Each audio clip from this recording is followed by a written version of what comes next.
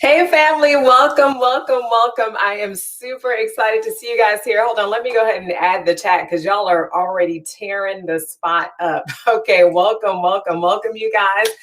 Let me know who's here. I see you guys. I see you, Pamela, welcome. I see you, Tiffany, welcome.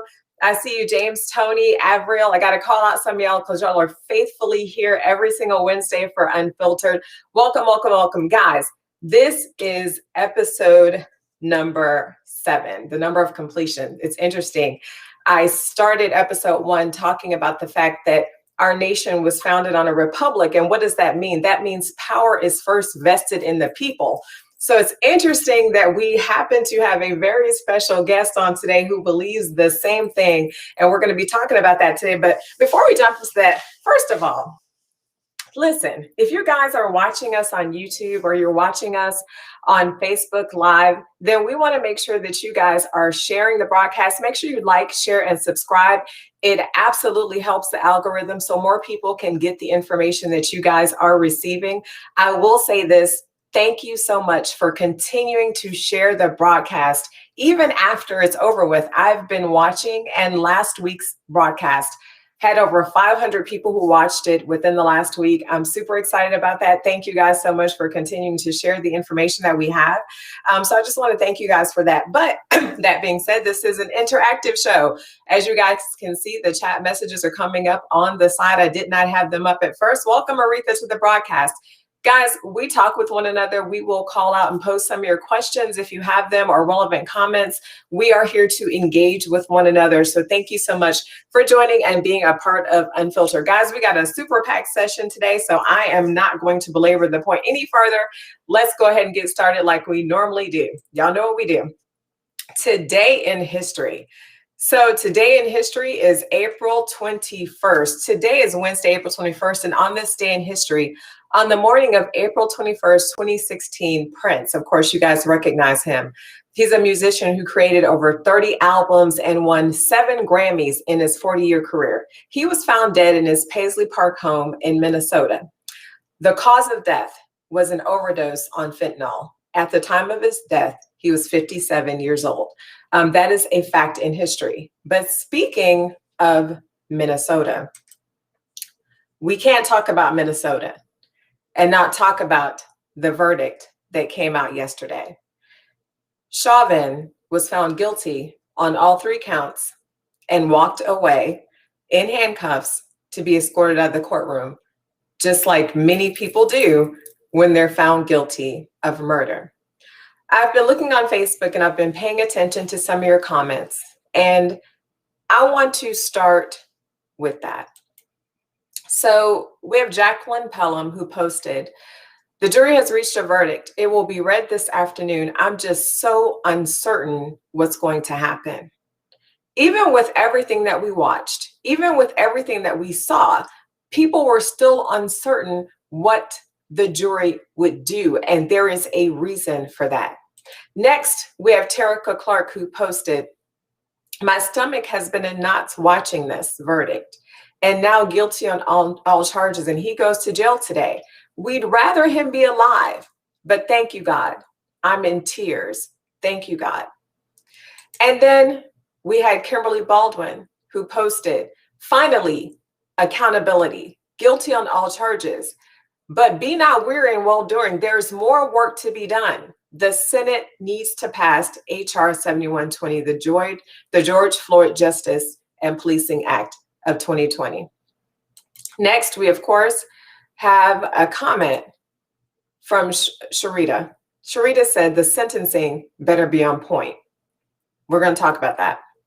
And finally, last but not least, we have our very own guest who's coming to us today, Mawuli Davis, who posted, "Let's give thanks for those brave souls who are in the streets before the verdict instead of after the verdict." Guys, you all know that what we do here on Unfiltered is we talk about being blessed and we talk about staying woke. The Be Blessed segment, of course, is our giveaway, where we give away cash every single week because that is our call to give. People are in need in this season, and we are blessed to have been able to do it. We're blessed that there are people on here who call and say, "Hey, we want to give someone something." That's going to happen today too, later in the broadcast. But right now, we're going to talk about staying woke. Without further ado, I want to go ahead and start an introduction of our guest, who is none other than Mr. Attorney Mawuli Davis. Mawuli Davis is an African-centered civil rights attorney. He is a human rights organizer, he's an author, and he is a friend. For nearly 30 years, he has been in the background building coalitions, organizing protests, and conducting trainings to support these different organizations. In fact, he's played a key role in ending cash money bonds in Atlanta and the removal of the Confederate monument indicator. He has been intentional, you guys, intentional about developing youth empowerment programs as the co-founder of Let Us Make Man, the Black Man Lab, and Beacon Hill Black Alliance for Human Rights. As an attorney, he's represented activists from the Occupy movement, Moral Mondays, the Black Lives Matter movement, and many, many more. He has represented victims of police brutality and community members falsely accused of crimes. He is the founding partner of the Davis Bozeman Johnson law firm, and I understand they just opened another branch in Savannah, one of Georgia's largest African-American owned law firms. He graduated from the U.S. Naval Academy, earned a master's in public administration from Bowie State University, and has his law degree from Georgia State, which is where we met. He also has an honorary doctorate of human letters by the International Theological Center. He is the author of a recently published book, We Need You, Encouraging Our Son's Generation for Black Liberation. Mawuli is married to his childhood sweetheart and activist educator, Janet Johnson Davis, and they have two sons, Kobe, Jason, and Kari Malcolm. Guys, without further ado, I'm going to start a video, and then we are going to be able to speak with none other than Attorney Davis. Power to the people!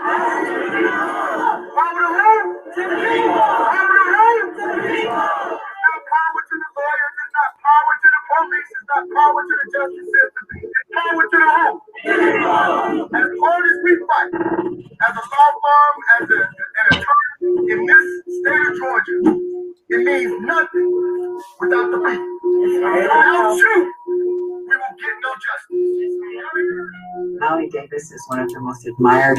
You guys, without further ado, help me welcome my friend, activist, author, attorney, Mawuli Davis. Welcome, welcome, welcome.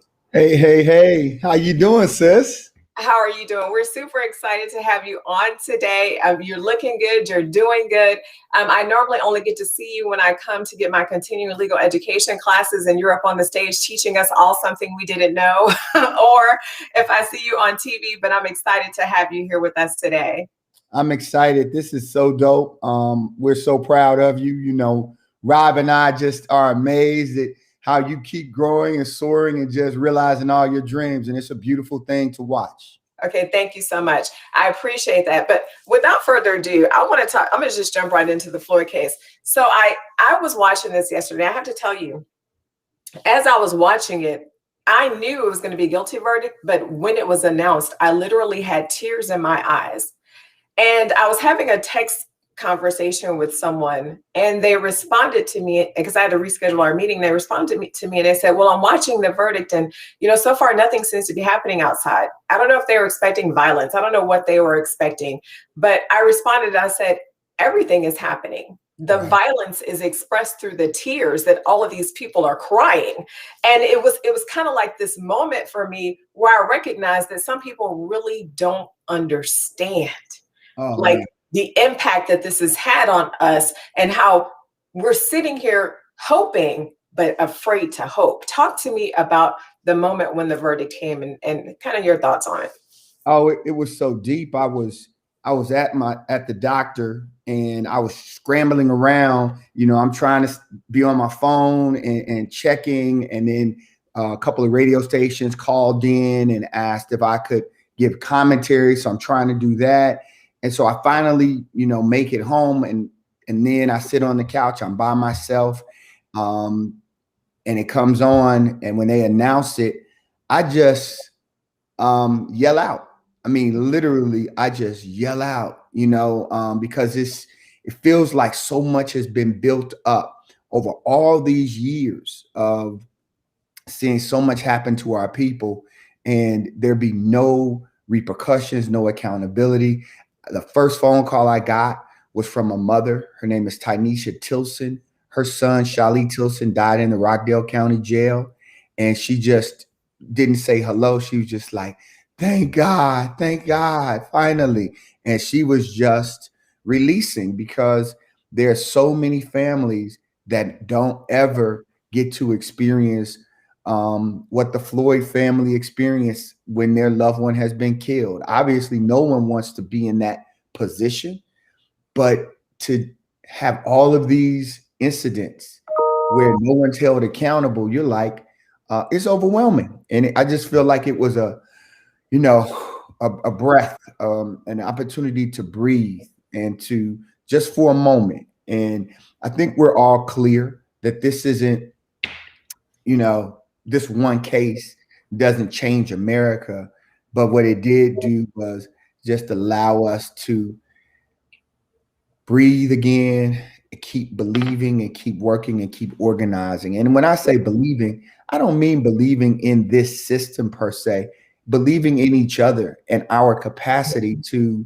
deliver Georgia, right? To blue, to be able to support each other in the building of businesses and shows, the building of people, right? That's what this reminds me of, is that it affirms that the power is absolutely in the people. Amen. As you were talking, and even yesterday as this was happening, people, of course, were upset. Someone died, and there's so many deaths that will never be publicized, that we'll never see on TV. We don't see the numerous number of people who were pulled over on the side of the road. We'll never see any of that. But what this was, it's okay to convict a police officer of murder moment. It was one of those things. You know what I mean? If you can do it in this case, you can do it in some of the other cases, because far too many times it doesn't happen.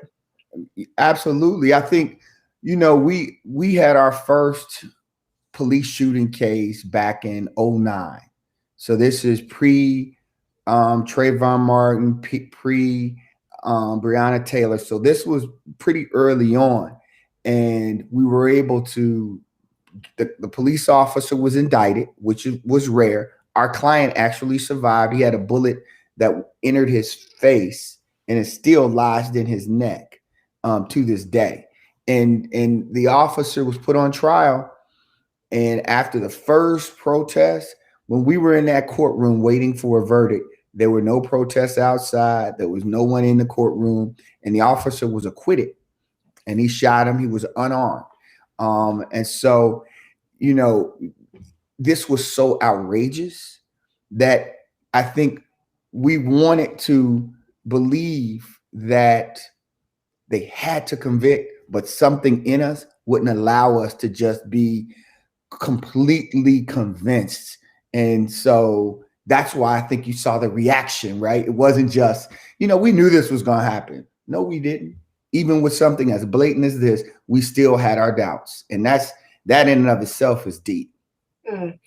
As I want to ask you something, because even in that case, it's kind of like we have to do something beyond the news cycle.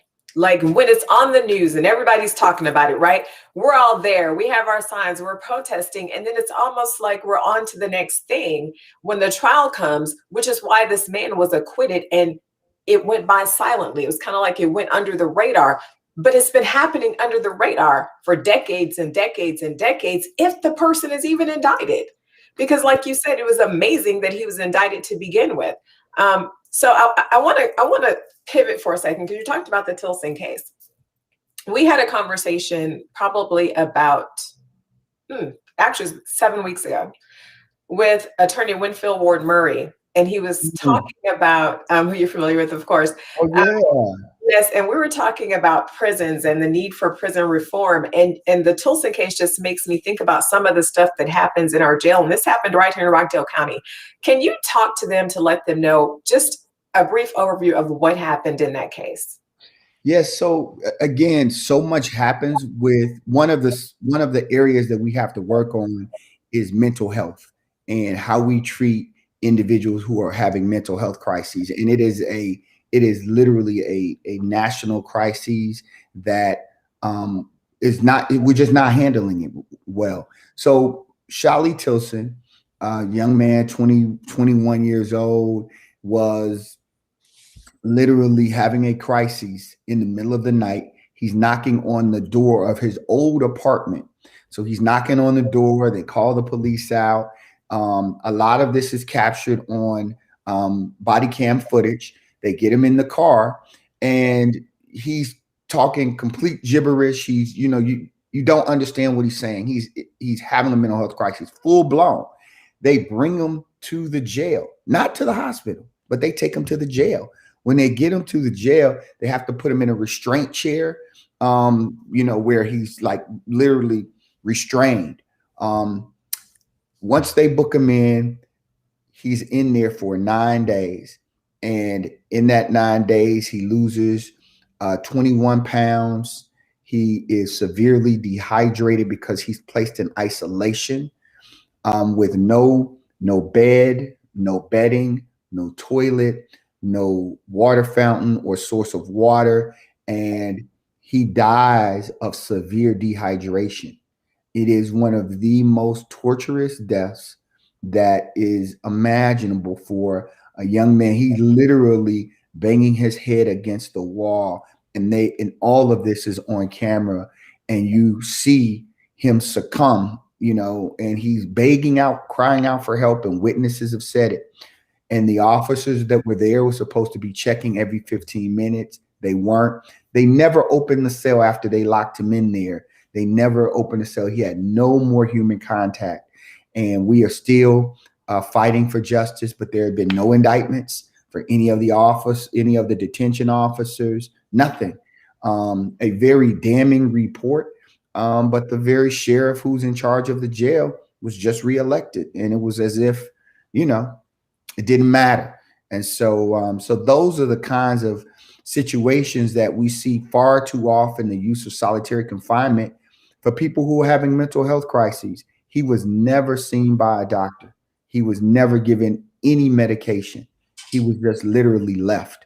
And it was for a misdemeanor, so it's so much that we could talk about on that. Okay, so here's the thing. He was reelected. Mm-hmm. Landslide. Yep. So this goes back to an awareness, us staying woke, doing our part to understand what is happening in our communities. Because to me, it sounds like you were talking about some third world country that this happened in. Oh man, it blows my mind to see some of the things that we experience and our young people in particular experience. But those with mental health, I mean, it's just, we just had this we're working yesterday while they were deliberating. We had a press conference on Matthew Zadok Williams, a young man who had a mental health crisis in DeKalb County. He has a mental health crisis. The police are called out. And here's what really troubles us. There's a white woman in the area that's visiting the area and hadn't been there very long, and tells the police, I see this guy.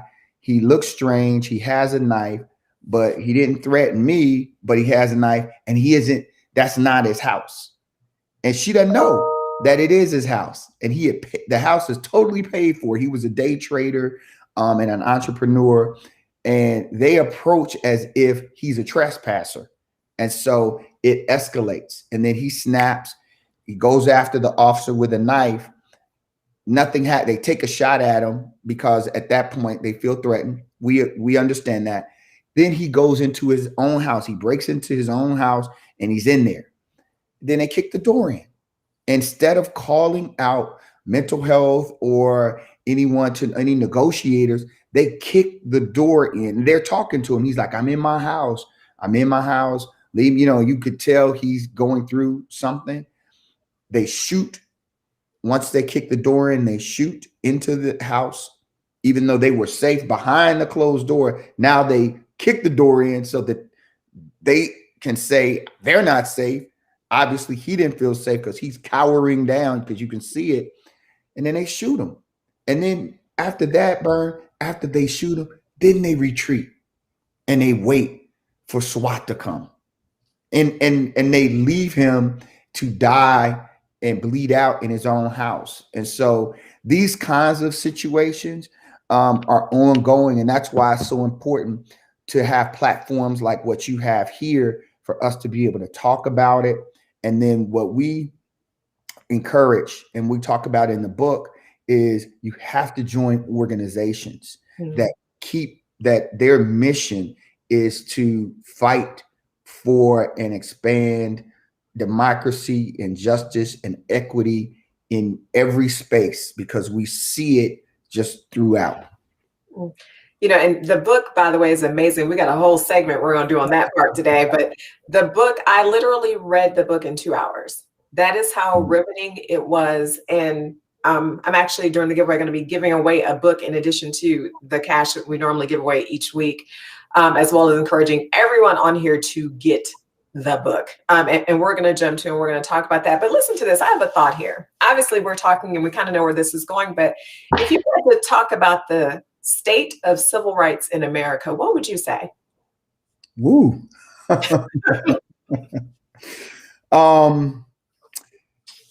Here's where I think we are, honestly. I think it's at the top of people's mindset, but there's so much work to be done, and the intense amount of work, I just don't know that the American people are committed to doing the level of work. Just like when you decide to get in shape, and you have to be radical in the work that you do, right? On your body. You have to change your diet radically. You have to start working out, getting up early in the morning, and you have to put in the work, and it's painful, right? You're lifting the weights, you're running the miles, and you're getting yourself in shape. And it is a painful process, but you get stronger by it. And that is the challenge that I'm not convinced that the American people, the government, they're prepared to take. I think they're prepared to, maybe put something to make it look better, tighten up some things and to, cover up some stuff or to put on a bigger, but I'm not convinced. And I think one of the core issues, and people have to acknowledge one of the core issues, is that white supremacy, the ideology of white supremacy, is so deeply embedded in the American culture. So it's not just policing. Policing is just the most outward manifestation of it. You know what I mean? It's not. So you see it in media, you see it in education, you see it in medicine, and you can look at the disparity with deaths since the pandemic has started. I mean, you see it in every aspect of human life, how the idea that white lives are valued over Black lives and how that really manifests and plays out. But we see it most intensely because the officer has life and death on their side. You know, literally they're carrying a gun. And so we see it quicker in those situations. But our children in these educational systems, many are just dying slow deaths, and they are just shrinking before our very eyes because their value, our history, who we are, is just really not in any way uplifted. And so that is the challenge. So am I hopeful? I'm hopeful because of the people, because I do think, and I love the stay woke portion. I do believe that that's essential, that there is no going back. After George Floyd and seeing him like literally try to fight to breathe for his life, and then for this officer to leave his knee on his neck for 3 minutes after life had left his body. I mean, that's just so horrific. I hope that just like Emmett Till, it will forever change our perspective, our determination, and our commitment as a people. That's how ultimately we change what we see happening here. You know, I'm reading this quote from CNN, and I want to share it with you. It talks about the conviction of Derek Chauvin showed that George Floyd's life really did matter to a justice system that is on trial. Now, millions of Americans wait to see whether a moment of rare hope will spur political leaders to deliver similar justice by reforming policing and eradicating systemic racism. That's it. And it's a tall order. It is a tall order, but I think that public policy, the George Floyd bill needs to get passed. I think that the deep work is anti-racism work. I mean, and that's deep work. I mean, the confrontation of people's whiteness is something that will freak people out, like, whoa. And even how it is deeply embedded in our psyche and how it plays out for us, so we have anti-Black feelings because we've all been indoctrinated. The country says, so something happens, we'll dismiss each other, right? Because it's so deeply embedded in our psyche, and we have to work at this. And it's hard work. It's hard work, and it's daily work. I was at a protest.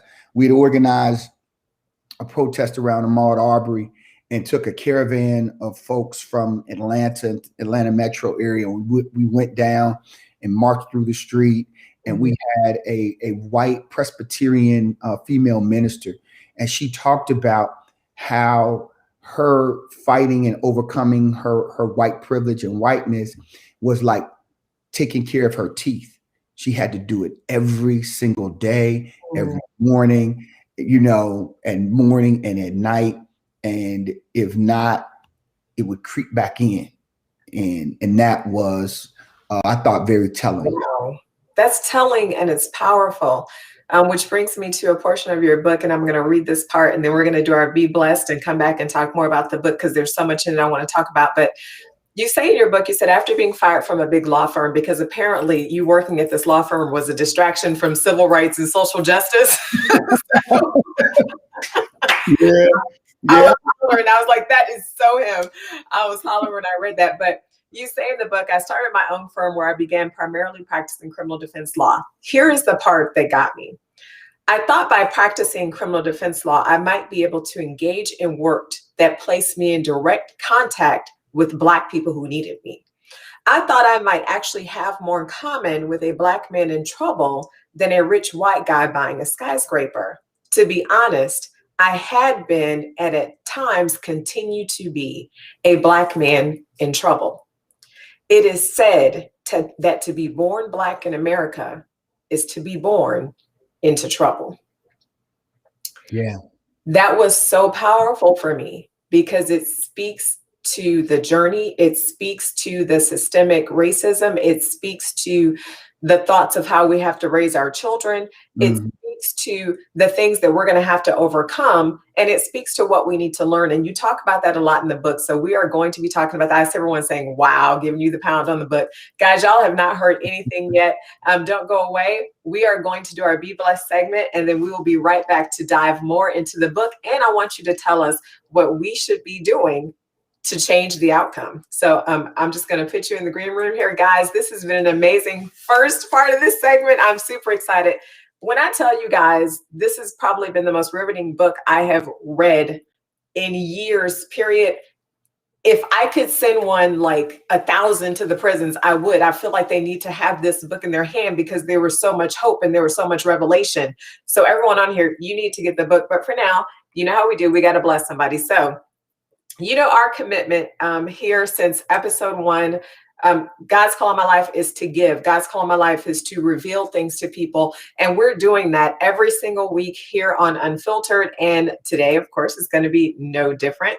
Guys, our segments, I didn't know how we were going to give away money every week. I was like, I'm starting to show and help. I didn't know how we were going to give away money every week, but every single week, someone has called me and asked to sponsor a segment every single week. And I'm grateful that this week was no different. What actually happened was that Shanita Ponton was the winner, I think week 3 or 4. And we already had the next several weeks booked up. And she was to receive a gift of $163. She sent me a text message and said, add it to my giveaway, which was scheduled to be this week. And we're going to be adding something additional on top of that. So I want to say thank you to her for that. And she's going to be sponsoring this segment on behalf of her son, who is a musician and artist. His most recent album is going to be called Road Trip, and he goes by the name of Cocky Cuz. So you guys, that is who she is supporting by sponsoring this segment. And as we go to the next part of this, you guys know what to do. We always normally put a number between 1 and 100. We're not doing that today.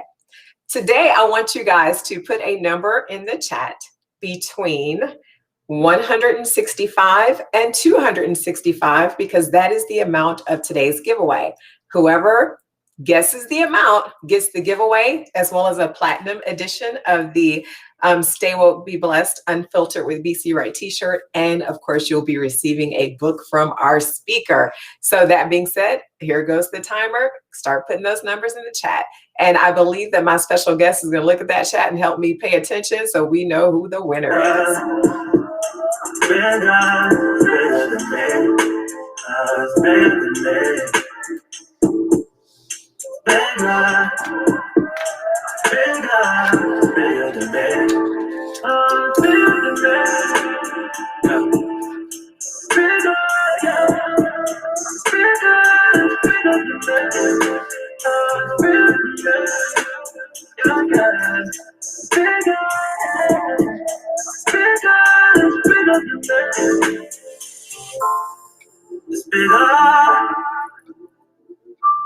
It's bigger than red. It's bigger. It's bigger.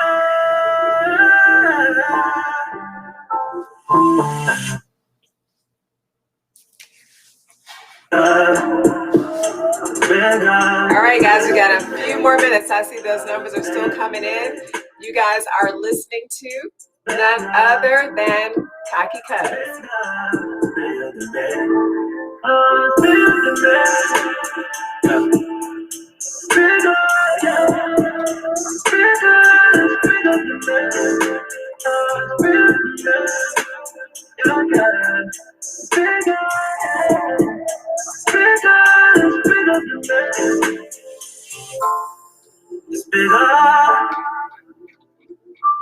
All right, guys, I see numbers still coming in. We are going to have to end that part, but guys, okay, so y'all will have to scroll back through with me and make sure I did not miss anyone, but I believe we have a winner.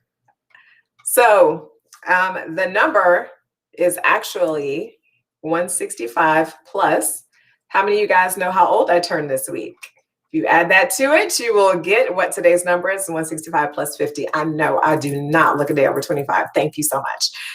Today's giveaway is $215.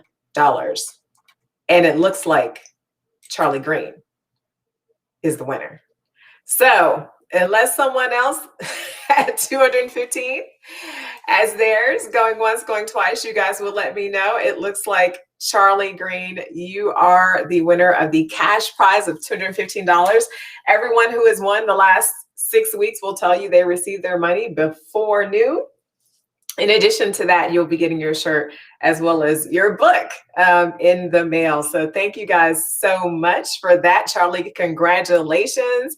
And we are about to go ahead and head back. I want to bring back on our guest and talk about exciting. So this is their fun part where they get to get in, do their little chat and win some money. So this time and happy birthday, by the way, you, Rob. We're all April 14th. April babies. We're all April babies, and that's what's so funny. Yours, I believe, was the 14th, and Rob's is the 18th, and mine is the 19th. So here we are. No wonder we all love each other so much. That's right. I got to tell you, so your book, let me go ahead and put the book cover up there. Guys, this is the book. Hopefully you're able to see that. I'm going to close you out for a second so I can make this a little bit bigger. The book is called We Need You. And when I say it is, oh my goodness. As soon as I heard you wrote a book, of course, I immediately ordered it because I've heard you speak in court. So I was like, if he writes anything like he talks, this book is about to be on 10. And so it did not disappoint. And there are so many quotes in the book. I got to tell you, I pick up my iPad because I don't even know where to begin. No, actually, I do know where to begin. I'm going to begin with this. In one of the chapters, it was called I Love Y'all, We Love Y'all Too Much, or I Love Y'all Too Much. I want to talk about that because it ties right back into what's happening with George Floyd and the protests that happened in Atlanta and the fact that you all went out there with these shirts on. Talk to us about that segment. Yeah, it was really deep. You know, I remember I was doing a program on that Friday when the protest started, which would have been the 29th of May. And I was upstairs, we're doing the Zoom, we're talking about policing in America with different people around the country. And at the same time on TV, we're watching kind of what the protests are here in the Atlanta metro area. And so my son, Kahari, I knew he was going down there. It was one of the protests I didn't organize, but I knew the people organizing it. So, you know, I was like, okay, he goes down. He's been a part of stuff before. And he just said, my friends and I are going down. So they go down to the protest. My wife, Jana's here. And we're just, you know, we're seeing this is growing and growing and growing, watching it on, you know, television live here locally. And then I could see things escalating. And so I said, oh, wait a minute, this is going to take a turn. So I excused myself from the program. I run down, throw my bike in the back of Jana's SUV. She drives as close as she can to the protest, which was at Centennial Olympic Park. I jump on the bike and I start riding into the crowd looking for our son because I know that things are escalating and I'm concerned that he's going to get hurt. And he's 20 at the time. He was 20 years old. So I ride. I'm looking. I'm scrambling, and I go on the roof. And as I get on the roof of one of the parking lots, I look down, and all of the police, 2 or 3 police cars are now on fire. And I'm like, oh man, this is crazy. This is just going. You know, I got to get to my son. So I ride the bike down back into the crowd, and I'm just looking. I'm panicked because I've organized a bunch of protests, have been a part of protests, have seen them go, you know, become violent. But my son is out here, you know, and I wanted to make sure he was safe. So I finally get to him, and when I get to him, I say to him, and I talk about our exchange in the book. I was just like, it's time to go. And his response was, we needed this, Dad. we needed this. They hear us now. And I was like, wow, that's sad in my spirit that my son feels as though police cars have to burn and stuff that has to be smashed up for them to be heard. But I got him out. He was reluctant. He wanted to stay with his friends. I got him out. We went home. We had quite a conversation on the ride home and then at home. And then we got a phone call the very next morning, early in the morning, saying that there were going to, potentially be young people gathering over at the Target on Camp Creek, which is in a predominantly African-American neighborhood on the southwest side of Atlanta. So we start calling brothers. We start calling our Let Us Make Men brothers, Black Man Lab, brothers who are Masons and Alphas and Kappas and Q. We just started calling brothers, and we said, look, we need to get together and we need to protect our young people, because what we know is that if this thing turns violent, it will be our young people who get hurt. And so we had contacted Brother Jihad, one of our Let Us Make Man founders, and said, do some shirts so that they know that we're with them. And on the shirt, it just says, we love y'all too much. And what we wanted to communicate to them was, we love y'all too much to let you be out here by yourself and get hurt. And I get emotional thinking about it. Because we have to wade in for our young people, because they are in their spirit as warriors, and they want to see stuff change, and they want to see it change now. And then we have to decide, where is our allegiance? Is it to maintaining the status quo and the system and the comfort that many of us have experienced and we have been blessed? Or is it to protecting our young people and ensuring that they can believe in us? And so we went out, and it was tear gas coming out of the park, coming out of Centennial Olympic. We're headed in that direction. We provided some kind of security support there was a march that basketball player Brogdon and Jaylen Brown did over at the King Center, and they were doing their thing, and we just lined up as Black men as there was a bus pulling up of officers, a school bus full of officers getting ready to, break up something really peaceful. And so we just formed a line, and between that bus and Jaylen Brown and them, I don't think they ever even knew, because they were at the King Center doing their piece. But we just stood there, and there was a couple of young people who saw this busload of police getting off in riot gear, and they were like, what y'all getting off? I mean, they were getting, and we were like, don't worry about them. Y'all keep doing what you're doing. Y'all on sacred ground right now at the King Center. You all keep doing what you're doing. We got them, right? Because we love y'all too much for them to bust up something as beautiful of you all gathering as young people and standing and talking and even outraged at what happened to George Floyd, but just expressing yourselves. And so that's what we love y'all too much was all about, was just us being able to demonstrate, because we believe love is an action, right? Not just people say, oh, I love you, but just you show it. And so those men, we left from the King Center and we went down to Centennial Olympic Park. And as we approach Centennial Olympic, we see the tear gas, and kids are running out of the gas, and we're trying to help them with the water in their face and whatever we had. And so we look, and their cars of young people still driving towards the bellowing tear gas. And so we like, yo, stop. And they're like, nah, Unc, we got to get in here, man. We tired of this. And so one car is passing by, and I could see the young brother, Carlo, full of young Black men. I could see him like reading our shirts. And then he yells out, who y'all love too much? And then we say, we love y'all too much. And they say, we love y'all too.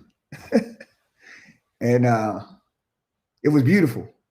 It was beautiful. And I think we got to keep showing it. We got to keep showing it because it's these young people that we need, and we need all of us. But that's what the book was written, really, to speak to young people and encourage them to find their space and reimagine how they can enter this work and make a difference and build a safe space for themselves and for future generations. Uh-oh, I can't hear you. Yeah, I put myself on mute. I was listening and typing looking at all these responses here. You see everyone is blowing up the chat for you, but I can tell you that T-shirt needs to make a reappearance because so many people are like, we love the concept, to understand the meaning behind that. We love y'all too much. And for someone to say, who's y'all? And be like, you. You know what I'm saying? We love you too. We love y'all too much to let you go out here and not stand in the gap. We love y'all too much to let y'all stand and deal with this alone, because it's like the civil rights movement squared or continued or 2.0, right? Right. But it's different. And so it's interesting. Oh, by the way, Dr. Flukas, thank you so much. She just ordered her book. You guys who are asking me, I see in the chat, everyone asking how you can get the book. Let me go ahead and put the website up again. Please feel free to go directly to his website. There is a link on there that will take you to be able to publish the book. So thank you all so much for supporting it. You're going to enjoy it. As you're talking about young people, you do a lot of work with the period. And you talk about some of it in the book and how one neighborhood you would have to go to. And I'm familiar with that neighborhood off, was it Constitution or something like that? That's right. That's right. That you would go over there. And you say in the book, in one of the chapters, you're talking about how dangerous this neighborhood is and how you'd have to call ahead because they'd have to make sure you were safe coming in and safe coming out. And in the book, you talked about part of what created, and this is in Atlanta, y'all, part of what created this looming sense of danger was that the community was literally in the shadow of the Atlanta Federal Penitentiary. There is a whole community over there of Black kids living and playing in front of this prison. The prison was what these children woke up to every day and went to bed to every night. The prison was both their sun and their moon. It was ever present. Even being in public housing in Chicago, I never felt despair like this. It was constant and overwhelming. Yeah. So much of our lives are about exposure. What are our young people being exposed to? And how do we change the narrative? Yeah. And let me tell you what has been so incredibly, I've gotten, I guess, joy from being able to work with young people. And what we did with the book is we have this organization called Black Man Lab that is a outgrowth of our Let Us Make Man. And I mean, you know, we founded Let Us Make Man 16, 17 years ago now. And so Black Man Lab was created by four fathers who, you know, when you do a lot in community, sometimes you worry, am I not doing enough with my own children? And are they not getting enough of me and enough of our energy and focus? And so these four fathers, our oldest sons were about to leave to go away for college. And that even, you know, kind of prompted the writing of the writing of the book as well. But they're going to go to college. And so we're like, well, we need to gather these boys. You know, we need to get our sons together before they go away to college and start talking to them to make sure that we, you know, that last right before they go to college, you want to make sure that you're giving them all you got. And so we started gathering them and their friends and then inviting in other men who we trusted to pour into them, to really talk about being successful as a professional and socially conscious at the same time. And so we were engaging in that, and we started this organization. It grew out of it called Black Man Lab. And so as a part of our project, we've taken the book and we have 53 young people that have read the book and they are visual artists. They do video, tech, entrepreneurs, and music. And so they've created music and spoken word from the chapters of the book. Wow. And so that'll be released, and we'll have to I'd love to have you talk to a couple of them. But the young brother did the song "We Love Y'all Too Much" based on that chapter, and it just is. In matter of fact, Black Man Lab is going to sponsor one of your episodes. So Thank you. yeah, we're gonna sponsor episode. So and we want to put up and let the people hear this, a couple of the songs as a sponsor. But that engagement with them, they have just amazed us. All of the folks that are working with them, we've been in 5 different studios, music studios. They're filming. The spoken word has just been mind blowing. So I think we just have to find, and here's the thing, I'm a lawyer, right? I don't know nothing about music and video, but I've learned from them. It's a space that many of them were interested in. And so I've learned from them. I'm in the studio with them. I'm sitting there, watching them and this creative process.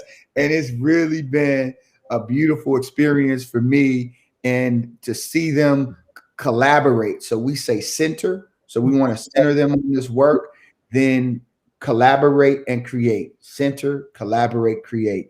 And that's what they've been doing. And we'll be doing a release, and we'll get you and Dee invited to come out for the release party for these young people. And I will be there.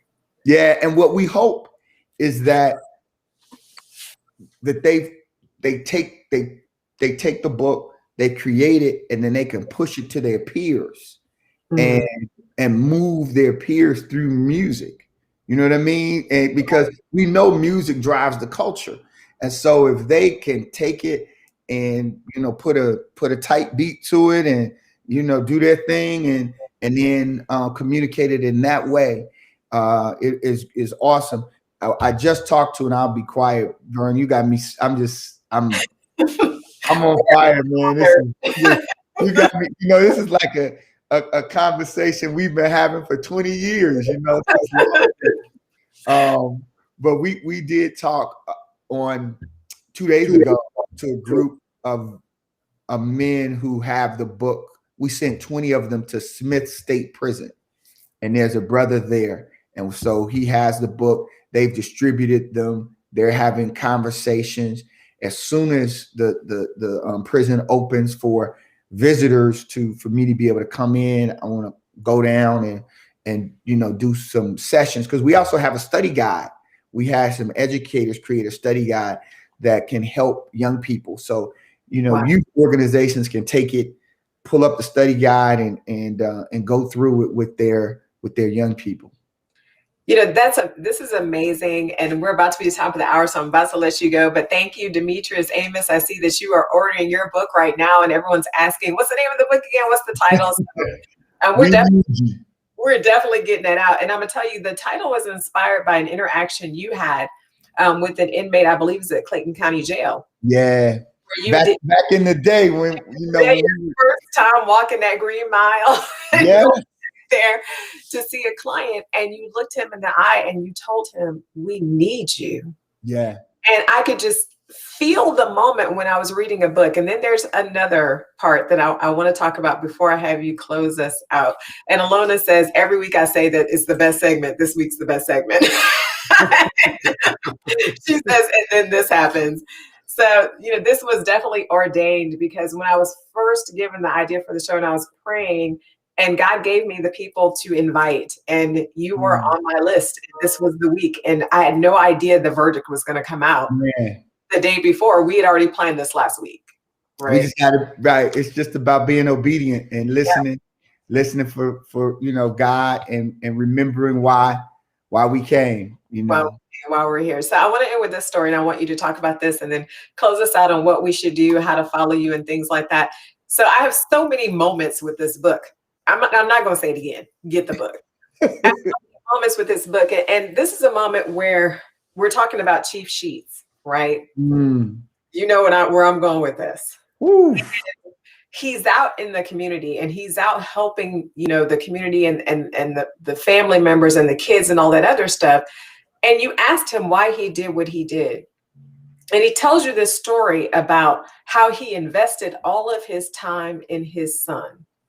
And his son became friends with someone whose parents or family or friends had not invested the same amount of time in him. And he said, that young man killed my son.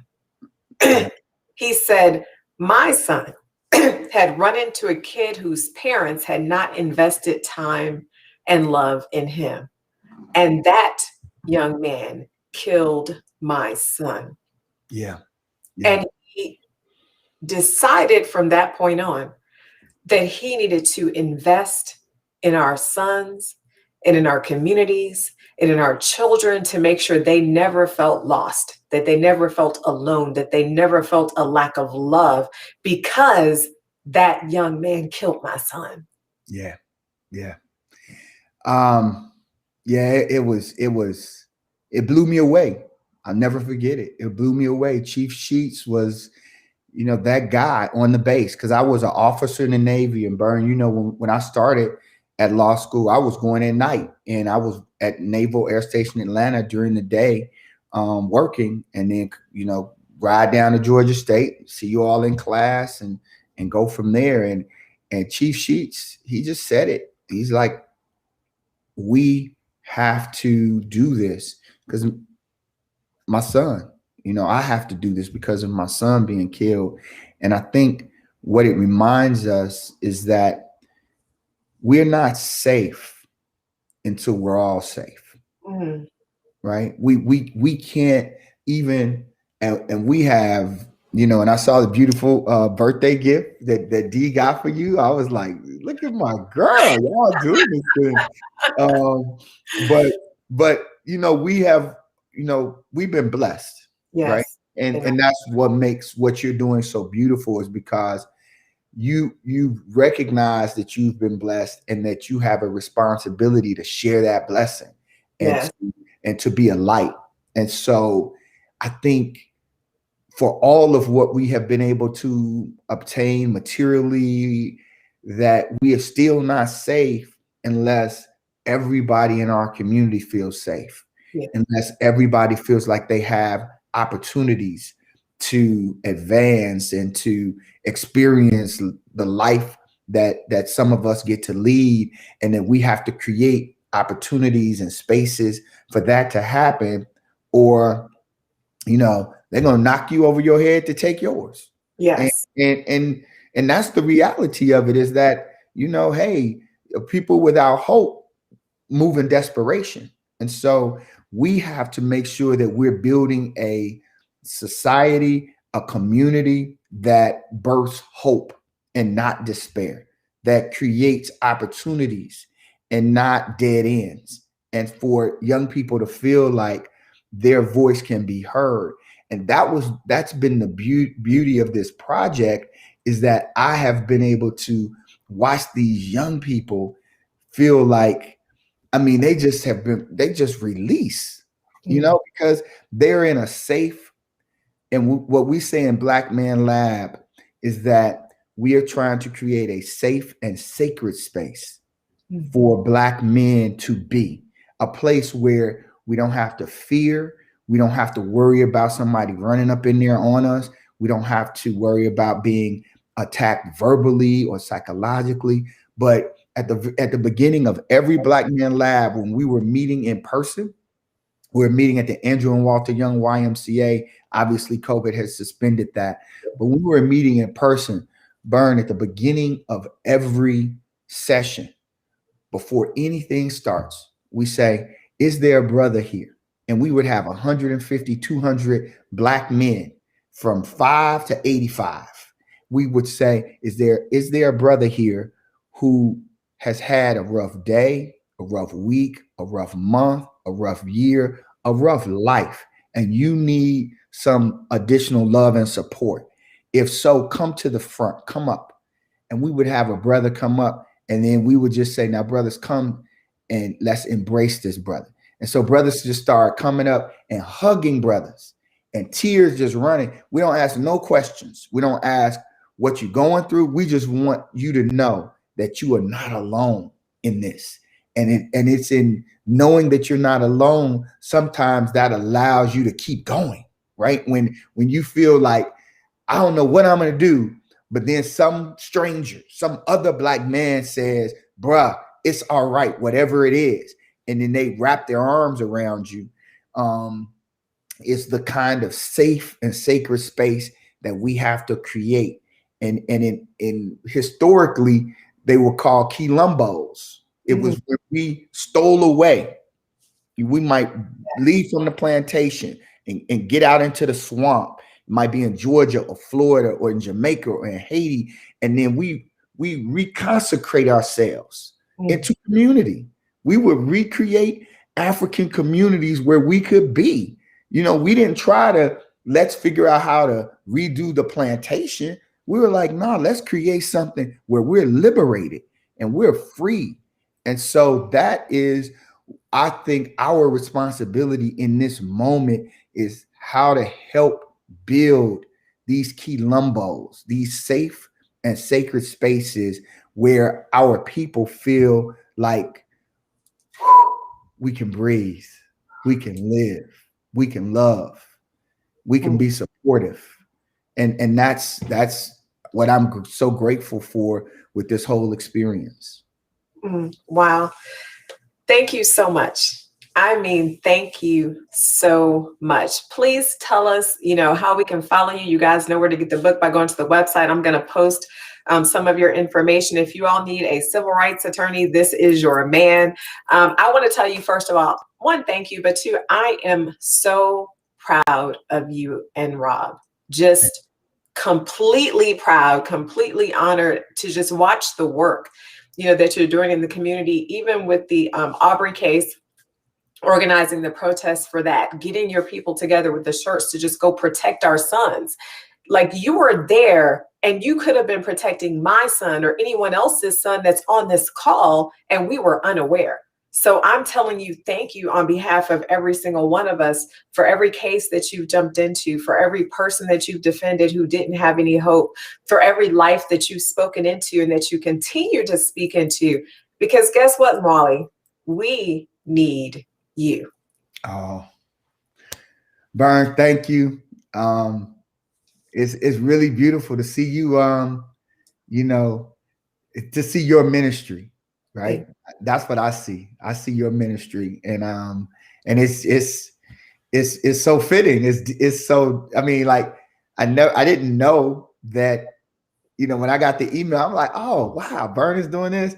And now it all makes perfectly good sense, and I see it so clearly. And this is really a beautiful, beautiful platform, and I feel the love with all of the engagement and comments. You know, so this is, and at the end of the book, you know, my epilogue, I just say, you know, we talk about it being spiritual work, and it was at Georgia State College of Law in the Balsa office that we were putting all of it. Remember that Balsa office on the second floor, that little bitty office? We call it an office. And so it was in that office that we're getting ready for that reparations conference. And I make the statement, you know, just almost nonchalant, like, you know, so much of this is spiritual. And the brother I was with, who I'm still great friends with, Jamoke Ifatayo, he was a community brother, not a law student, but just we were working together. And he just stopped and looked almost puzzled and said, it's all spiritual. It's all spiritual. And it really is. When we're at our best, we're moving in spirit in everything that we do. And so I give thanks for you. And obviously, you know, we need you. Can I read this little piece? Yes, you can. Absolutely. So I just want to read the last section. The list of people who joined together in mind, body, and soul to do the work in different facets of our movement is truly amazing and inspiring. The audacity which allows them to build a new world every day has also birthed organizing models and strategies for us to clearly see our way forward, even beyond the chaos. I believe with absolute certainty that for these life-sustaining efforts to prevail and for victory to be won, we need you. Thank you, Vern.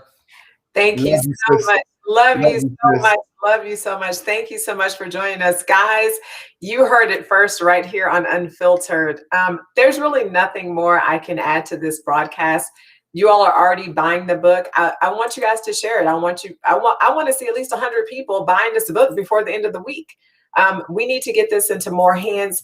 I'm telling you, I see this in the prisons. I see this in boys groups. I see this book so many places because it has such powerful impact. So thank you guys. Nanette, I see that you just ordered your book as well. Thank you, Roseanne, as well, you guys. So I love you guys.